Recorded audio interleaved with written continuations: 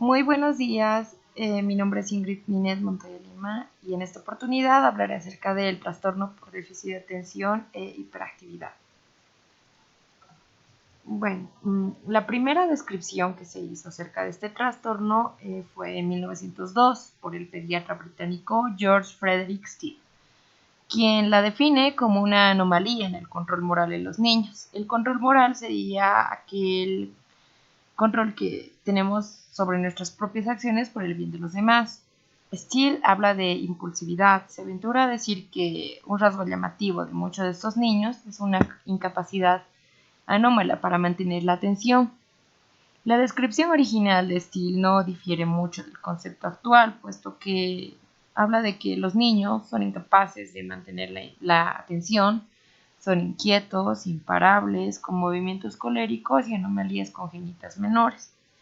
Además, hipotetizó que debía de haber una predisposición familiar para el trastorno. Bueno, también consideraba la posibilidad de daños cerebrales adquiridos. Otra de las primeras observaciones en relación con lo que ahora llamamos el TDAH se hizo al describir los problemas de comportamiento que afectaban a los niños que padecían trauma cerebral o encefalitis por el psiquiatra Franklin Ebaugh en 1923. Bueno, ponía la mirada en el origen biológico de estos problemas de comportamiento y extrañamente su origen empezaba a parecer que no era exclusivamente congénito, sino con posibles influencias ambientales. En esta época, la cual era más o menos la primera mitad del siglo XX, se encontraban términos como daño cerebral, disfunción cerebral, hiperquinesia o síndrome de inquietud.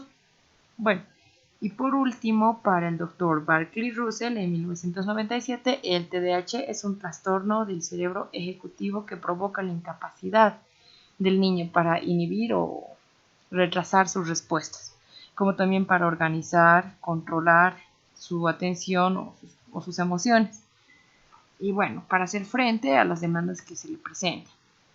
Barclay decía que estos niños se centraban en el aquí y el ahora. Bueno, hacían lo que consideraban interesante o entretenido en un momento determinado, sin ver las consecuencias a futuro. Actualmente, el trastorno por déficit de atención con o sin hiperactividad es un trastorno de origen neurobiológico que comienza en la primera infancia y que en muchos casos persiste en la adolescencia y hasta en la vida adulta. Se caracteriza por la presencia de 3 síntomas típicos, como es la atención, hiperactividad e impulsividad. Bueno, los niños con problemas de atención son niños que parecen no escuchar cuando se les habla directamente, que les cuesta ponerse en marcha, que no persiste en el esfuerzo que requieren las tareas escolares, que a menudo olvidan o pierden cosas y se distraen con mucha facilidad.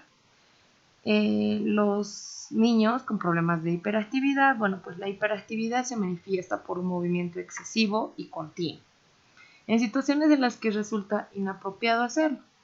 Estos niños se muestran inquietos, nerviosos, revoltosos, no paran de dar golpes o hacer ruido. Y bueno, también se puede ver que en el ámbito escolar estos niños van de asiento en asiento, molestan a sus compañeros, etc. Bueno, y finalmente los niños con problemas de impulsividad. La impulsividad se manifiesta por la precipitación en las respuestas, la dificultad para guardar turnos, la intromisión en las actividades de otros y bueno, por la participación que puedan tener en peleas y en ocasiones estos pueden dar lugar a accidentes o conductas de riesgo. Bien, en cuanto a los criterios sintomatológicos según el DSM-5, como criterio A encontramos que existe un patrón persistente de inatención, hiperactividad e impulsividad que interfiere con el funcionamiento o desarrollo que se caracteriza por, bueno, primero la inatención. Necesariamente los siguientes síntomas se deben presentar 6 meses consecutivos en un grado que, bueno, no concuerda con el nivel de desarrollo y que afecta directamente a las actividades sociales del niño. Bueno, entre esos encontramos el fallo en prestar atención, no sigue instrucciones, tiene dificultad para organizar sus tareas, con frecuencia le disgusta o se molesta por iniciar tareas que requieran un esfuerzo mental, pierde cosas, se distrae con facilidad con estímulos externos y bueno, pues olvida las actividades cotidianas como hacer las tareas, devolver llamadas, pagar facturas. Bueno, eso se da en personas mayores. La hiperactividad, bueno, pues se mantiene un ritmo de 6 meses consecutivos de los siguientes síntomas. Como está el que esté en constante movimiento, que juguetee o golpee con las manos, corretee o trepe en situaciones innecesarias y bueno, pues que es incapaz de poder jugar o de ocuparse tranquilamente en actividades recreativas. Y por último, la impulsividad, que bueno, es que con frecuencia responde inesperadamente o antes de que se haya concluido una pregunta, le es difícil esperar su turno, interrumpe o se inmiscuye con otros en conversaciones o juegos. Como criterio B, bueno, algunos síntomas de inatención o hiperactividad impulsiva estaban presentes antes de los 12 años. El criterio C dice que varios síntomas de inatención o hiperactivismo están presentes en 2 o más contextos, como por ejemplo la casa, el colegio o el trabajo, ya sea con sus amigos, sus familiares o otras actividades. El criterio D, existen pruebas claras de que los síntomas interfieren con el funcionamiento social, académico o laboral y bueno, reducen la calidad de los mismos. Y por último, el criterio E nos dice que los síntomas no se producen exclusivamente durante el curso de la esquizofrenia o de otro trastorno psicótico y además que no se puede explicar mejor con otro trastorno mental. Bien, en la edad de inicio, los manuales de diagnóstico fijan como edad para determinar el diagnóstico del TDAH los 7 años de edad, pues establece que hasta la edad de los 6 los niños no presentan patrones de conducta fijos debido a la variabilidad del niño en sus respuestas al entorno. Estos niños entre los 4 a 6 años tienen la forma progresiva o menor nivel para la aceptación de las normas. Tienen rabietas frecuentes, existe más conflicto con sus compañeros dentro y fuera del colegio, además que son muy competitivos, suelen pedir muchas cosas con insistencia, son intrépidos sin ver el peligro, porque además tienen una gran actividad motora y curiosidad por todo.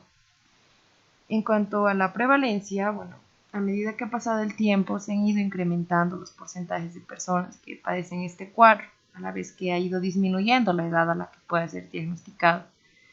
Si bien hace unos años se estimaba la prevalencia del TDAH entre el 4 y 6%, los últimos estudios epidemiológicos dan cifras que rondan el 20% y hasta las pruebas sitúan la prevalencia por encima del 10%.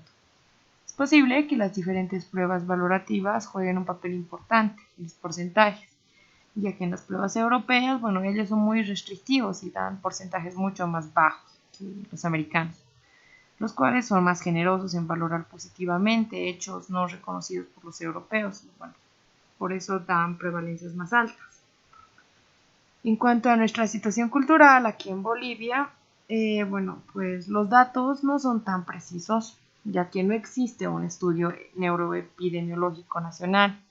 Sin embargo, se realizó una investigación en el Hospital Materno Infantil de la Ciudad de La Paz por estudiantes de la Universidad Católica, que, bueno, analizaron 31 niños, los cuales constaban de 12 niñas y 19 niños, los cuales, bueno, pues, se encontró que había una prevalencia mayor en niños que en niñas, en los tipos mixto e hiperactivo en relación a las niñas, que presentan el tipo inatento de manera más frecuente, a las cuales se realizó un electroencefalograma donde el total de analizados, los 31, solamente 13 presentaron anormalidades, los otros 8 mostraron actividad lenta generalizada y 3 actividad irritativa y por último solo 2 niños presentaron un ritmo rápido. Bueno, el trastorno de déficit de atención e hiperactividad está en relación con el cerebro y muchas funciones también, y por ello voy a dejar un video para que se pueda entender mejor la relación que tiene este trastorno con los procesos mentales.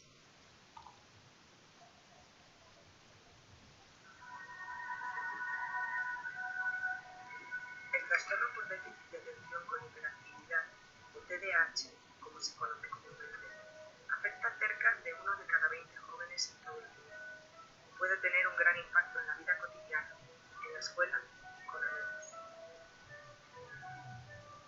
Los síntomas de desatención, impulsividad e hiperactividad pueden reducir la capacidad de una persona de controlar sus acciones y concentrarse sin distraerse.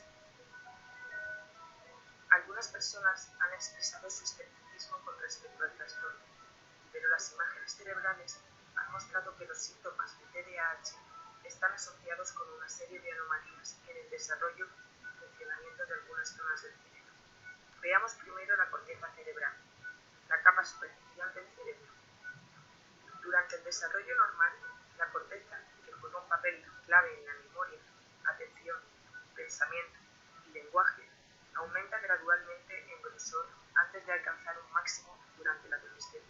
Los escáneres muestran que en niños con TDAH la corteza se desarrolla en general más despacio, especialmente en las regiones de los lóbulos frontal y temporal, los cuales son importantes para la memoria y para controlar la conducta. Generalmente, la corteza frontal junto con otras partes fundamentales del cerebro son más pequeñas en los niños con TDAH que en los niños que no lo padecen. Estas partes del cerebro no funcionan de forma aislada, sino que interactúan ampliamente para crear redes que controlan funciones como el lenguaje, la atención y el movimiento. La actividad de las distintas redes aumenta y disminuye, permitiendo que tengan lugar las distintas funciones. Por ejemplo, mientras estás viendo este vídeo, la actividad en las redes involucradas en el procesamiento de la información generalmente habrá aumentado, mientras que la actividad en las redes involucradas en la distracción habrá disminuido. En una persona con TDAH, la actividad de estas redes está alterada y las conexiones dentro de las redes están interrumpidas. Cuando miramos más de cerca la comunicación entre estas redes, también hay un trastorno en la liberación de las sustancias químicas, dopamina y noradrenalina, que son las responsables de transmitir los mensajes entre células cerebrales. En términos generales, cuando los niños con TDAH llevan a cabo tareas específicas, algunas redes no están encendidas lo suficiente, mientras que otras permanecen encendidas demasiado tiempo. Las investigaciones en todo el mundo han mostrado diferencias en el desarrollo y el funcionamiento del cerebro de los niños con TDAH. Aunque todavía no podemos usar técnicas de imagen cerebral para diagnosticar este trastorno, cuanto más aprendamos sobre TDAH del cerebro, mejor podremos entender los síntomas que los niños con TDAH experimentan en la vida cotidiana y más podremos hacer para apoyarlos.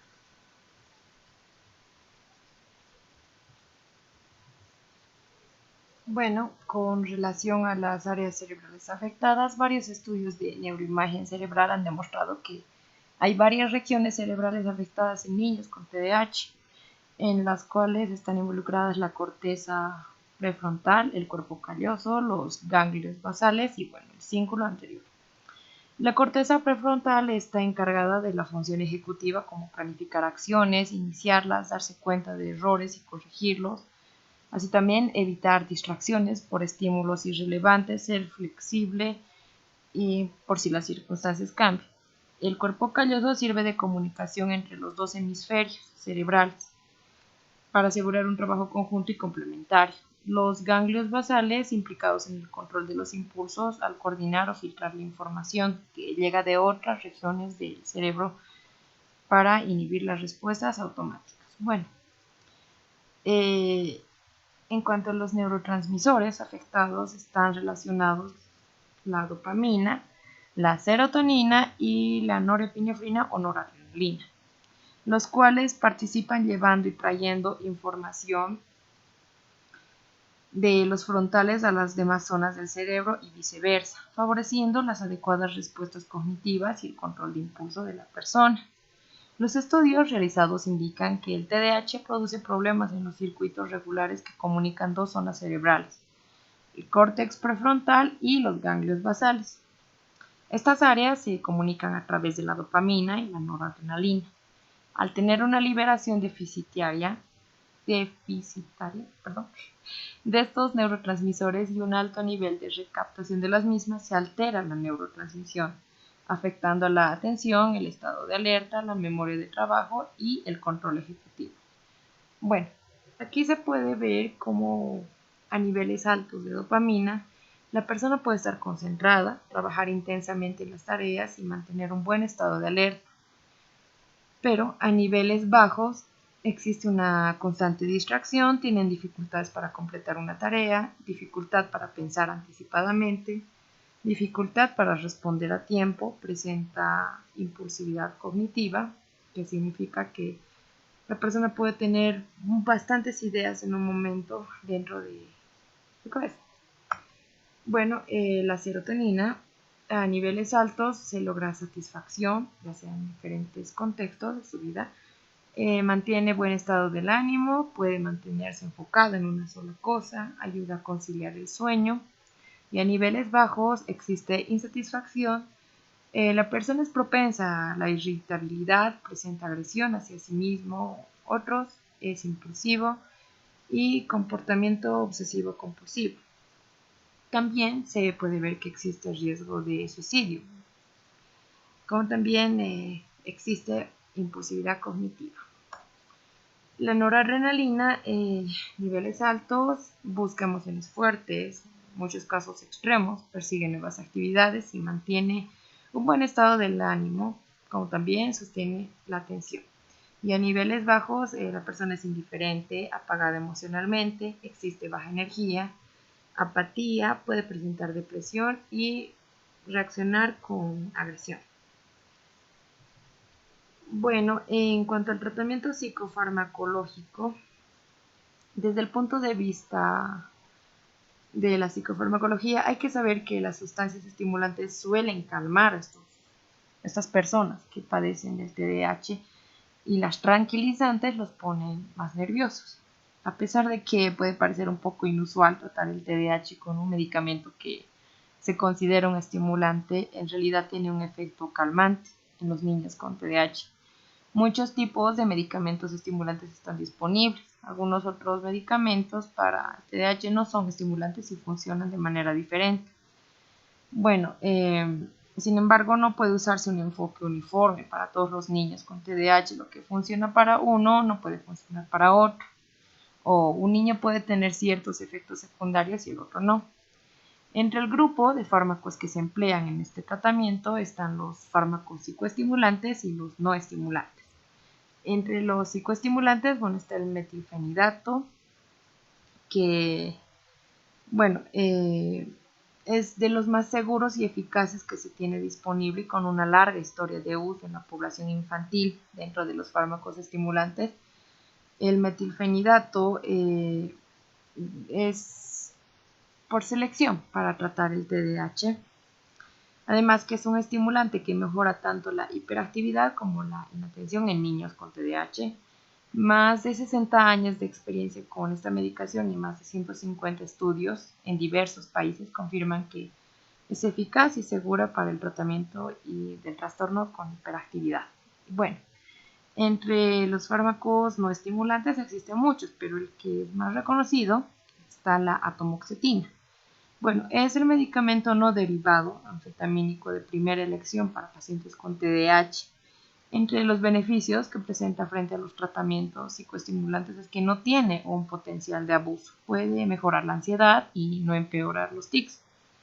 Así como que ese efecto se mantiene constante entre las tomas, lo cual no supone un descenso del principio al olvido de una toma como el caso de los estimulantes. Bueno, entre los efectos de los fármacos o farmacodinamia sobre los síntomas del TDAH, bueno, pues el metilfenidato exhibe una actividad similar al de las anfetaminas, aunque para la psicofarmacología, estas dos clases de fármacos es diferente, la farmacodinamia. El metilfenidato ejerce muchos de sus efectos a través del bloqueo de la absorción de dopamina en las neuronas adrenérgicas centrales, en contraste con las anfetaminas y la cocaína, que aumentan la liberación de las catecolaminas como mecanismo primario. Específicamente, este fármaco bloquea las proteínas de transporte o transportador de dopamina. Como resultado, se incrementa la actividad simpático-mimética del sistema nervioso central. Hay algunas pruebas de que la alteración de los sistemas de transporte de la dopamina por el metilfenidato puede indirectamente aumentar la acción de la serotonina, pero es necesario más investigaciones para corroborar esta teoría. La estimulación del sistema nervioso central inducida por el metilfenidato produce una disminución de la sensación de fatiga, además de un aumento en la actividad motora y del estado de alerta mental, una leve euforia y pensamientos más brillantes, además que puede ocurrir un leve efecto anoréxico, a diferencia de las anfetaminas y la cocaína. Bueno, en cuanto a los fármacos no estimulantes, la farmacodinámica de la atomoxetina es un inhibidor potente y altamente selectivo de la recaptación de la noradrenalina. La atomoxetina tiene poca afinidad para los receptores muscarínicos, serotoninérgicos, colinérgicos o adrenérgicos. Los estudios en modelos animales han puesto de manifiesto que la atomoxetina multiplica por 3 las concentraciones extracelulares de la norepinefrina y dopamina. Y en la corteza prefrontal, un área del cerebro considerada como la responsable de la atención, el juicio, la memoria, el control de los impulsos y el autocontrol. De esta manera, este fármaco mejora la transmisión noradrenérgica en las áreas precorticales. Adicionalmente, se ha comprobado que la atomoxetina no afecta los niveles de dopamina en el núcleo estriado o en el núcleo de accumbens, que es un área del cerebro asociada a la psicoestimulación y al lugar de acción de la cocaína y otras drogas. Bien, en cuanto a la vía de introducción, ambos fármacos son de vía oral. La dosis, bueno, en cuanto al metilfenidato, bueno, ambos sí se tienen que adaptar a las necesidades y respuestas que tiene el paciente con TDAH.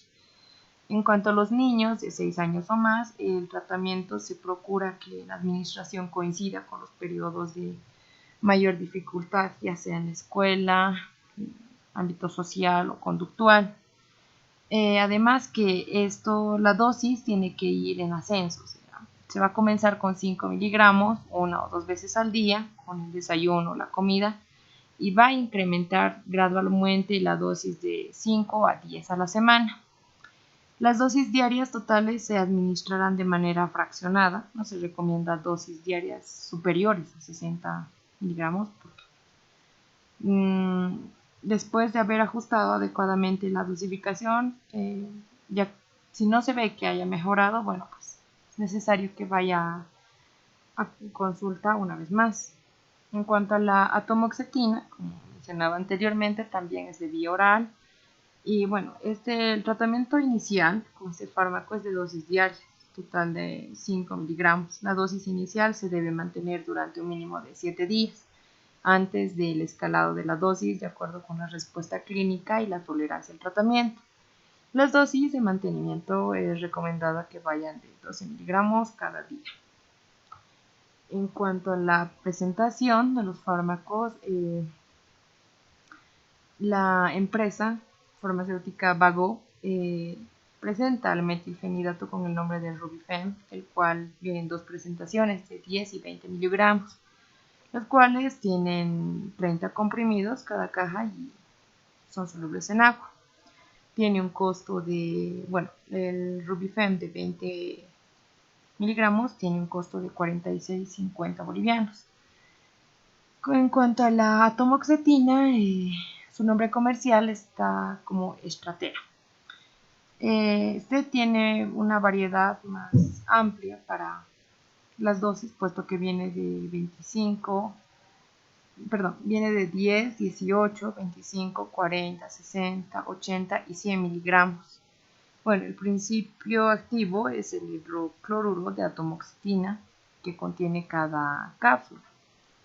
Bueno, este fármaco, la verdad, aunque han bajado los precios para adaptarse al mercado local, bueno, tiene un costo elevado, puesto que cada caja es de 938 bolivianos, que tienen los comprimidos para máximo de un mes.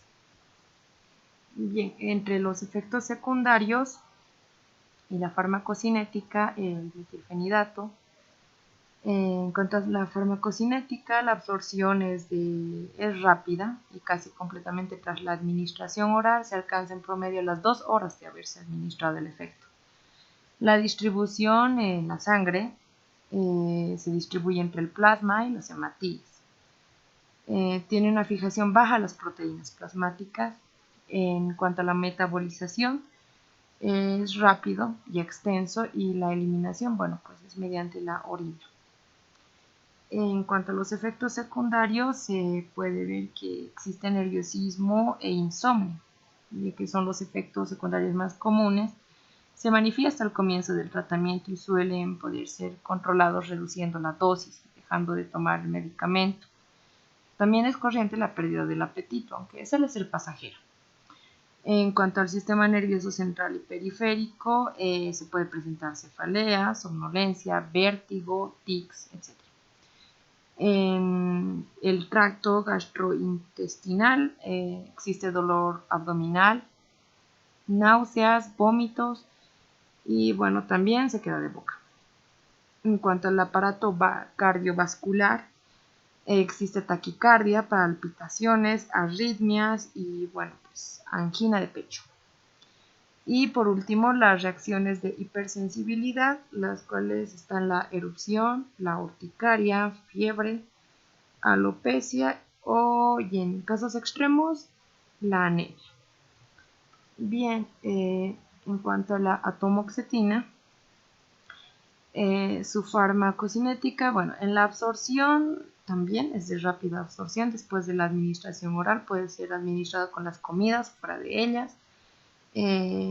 La distribución indica que la atomoxetina se distribuye principalmente hacia el agua total del organismo. El volumen de distribución es similar en todo el rango de peso de los pacientes.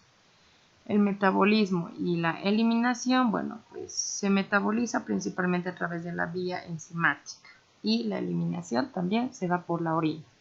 Entre los efectos secundarios, la atomoxetina tiene una advertencia de que en muy pocos casos podría provocar pensamientos suicidas en las primeras semanas de tratamiento. No disminuye demasiado el apetito, por lo que puede ser una buena opción para aquellos que tomaron anteriormente fármacos estimulantes. Entre sus efectos secundarios está la somnolencia, el dolor de cabeza, fatiga, dolor de estómago, náuseas, mareos, irritabilidad y disminución de la presión arterial. En cuanto al tratamiento natural, bueno, existen ciertos productos que de fácil acceso en las farmacias, más que todo tienen base natural de plantas de diferentes lugares del mundo, pero que también se puede conseguir en las farmacias, como el extracto de ginkgo biloba. Bueno, las hojas del ginkgo biloba es un árbol único de su especie en el mundo. Son un remedio muy eficaz para mejorar la memoria y estimular la agudeza mental en los pequeños con TDAH.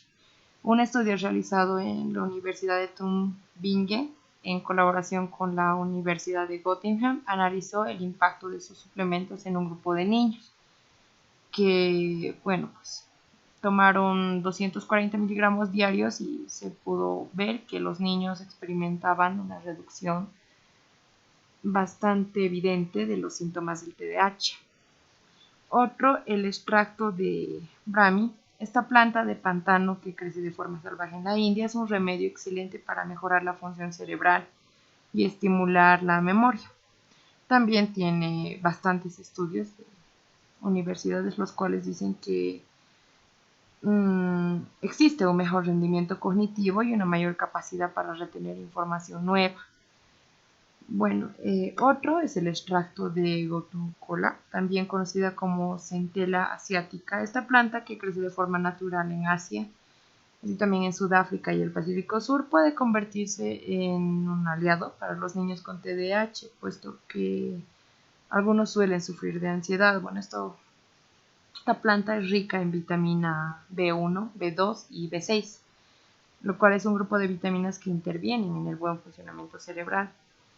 El conocido ginseng Es una raíz que tiene muchísimos beneficios para la salud y se ha demostrado que su consumo frecuente estimula el sistema inmunitario y aporta energía sin sobreestimular al organismo.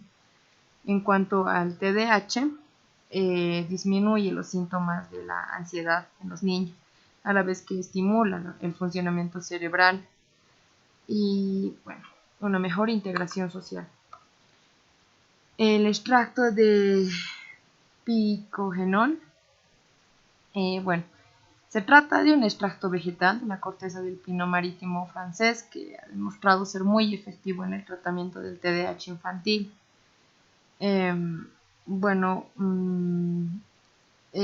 Asimismo, otras investigaciones han dicho que este extracto ayuda a normalizar los niveles de antioxidantes en niños con TDAH, reduciendo un 26% la hormona del estrés.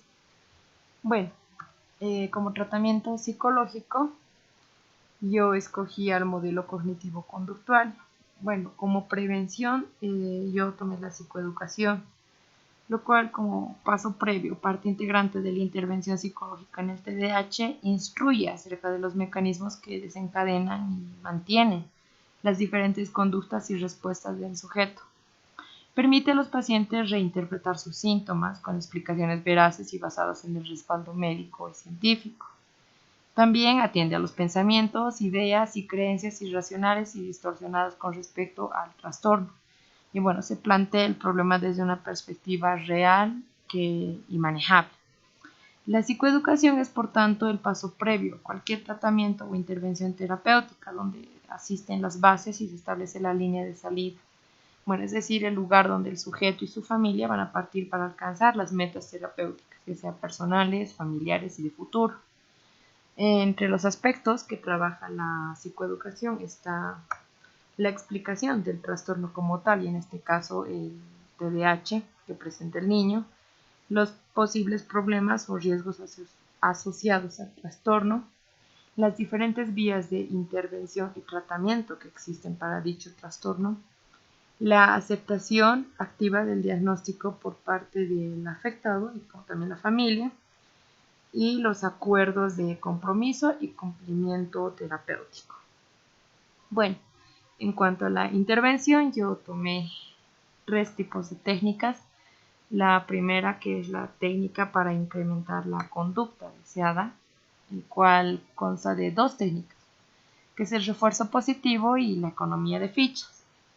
El refuerzo positivo consiste en aplicar una recompensa de forma contingente a la realización de una conducta deseada.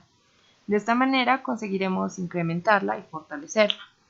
Habrá que tener en cuenta que los refuerzos, ya sean materiales o sociales, pueden resultar muy eficaces para un niño y no significar nada para otro. Antes de aplicarlo, se debe hacer una selección en función de cada niño. El refuerzo positivo es el método que ha demostrado una mayor eficacia para modificar conductas dentro del TDAH. Entre los pasos a seguir está identificar la conducta que deseamos reforzar, planificar qué tipo de refuerzo vamos a utilizar, reforzar de forma inmediata y continua y seguir de forma exhaustiva los éxitos del niño en relación a la conducta deseada.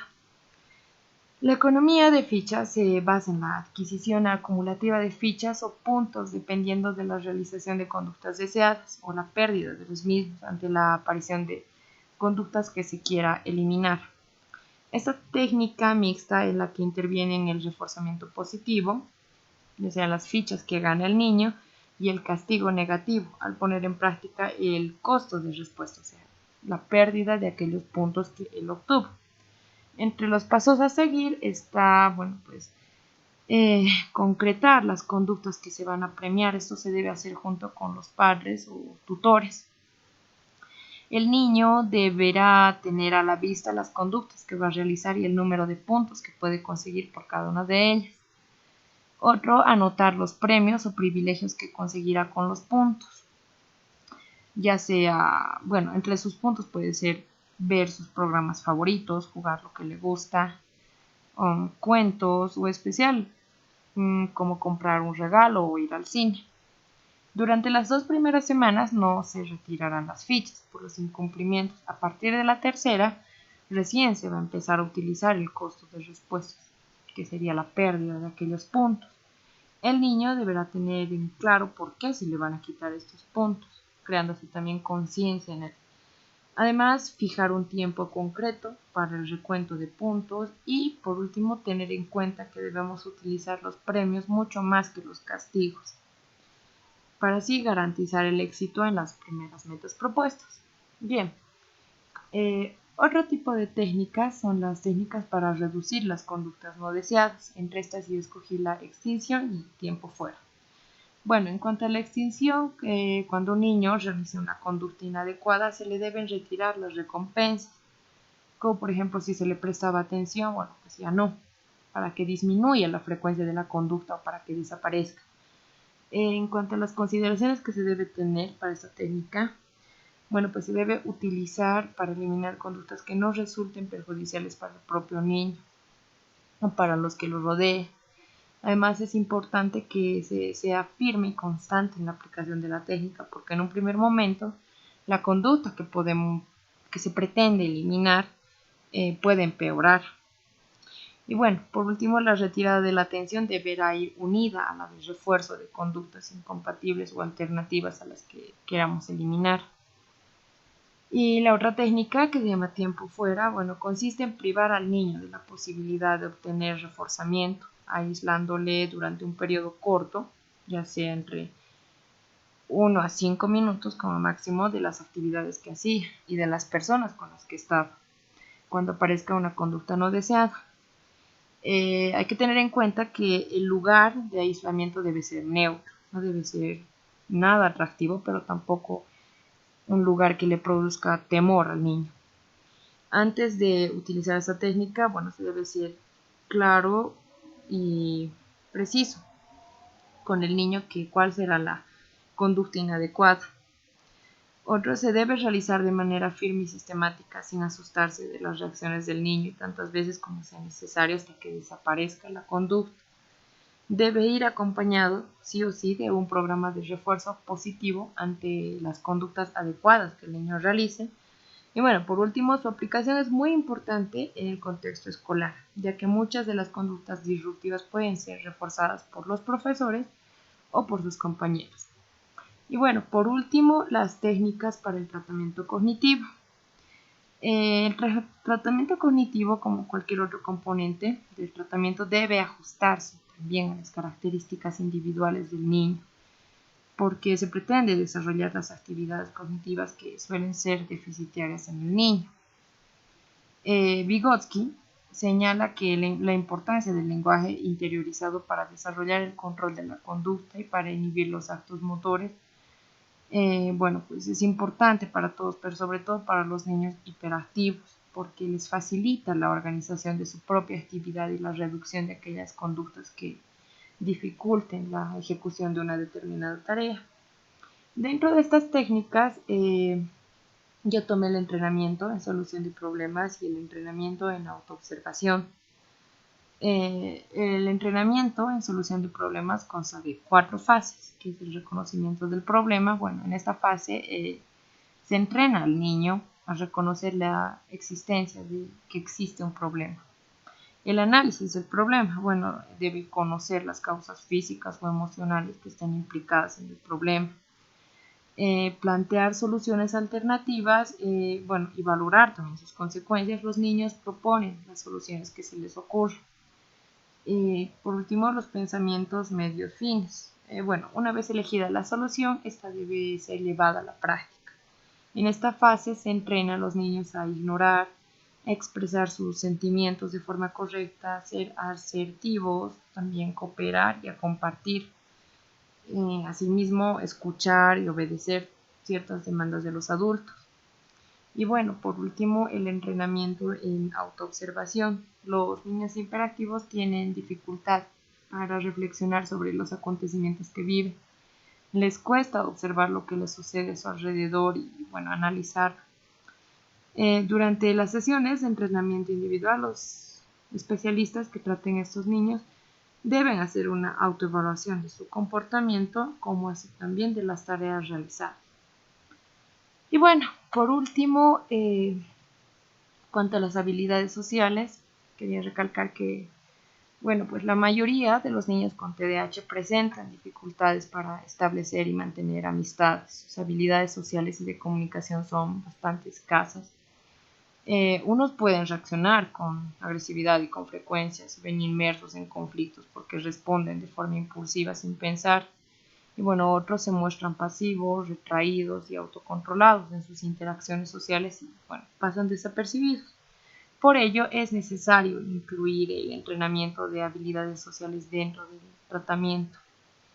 Mm, las habilidades sociales son comportamientos aprendidos y aplicando técnicas conductuales y cognitivas, bueno, se puede conseguir que el niño adquiera conductas de relación interpersonal que no tienen en su repertorio, modifiquen otras que ya tienen, pero pues, resultan inadecuadas. Bueno, pues muchas gracias por su atención y que sea de bastante ayuda.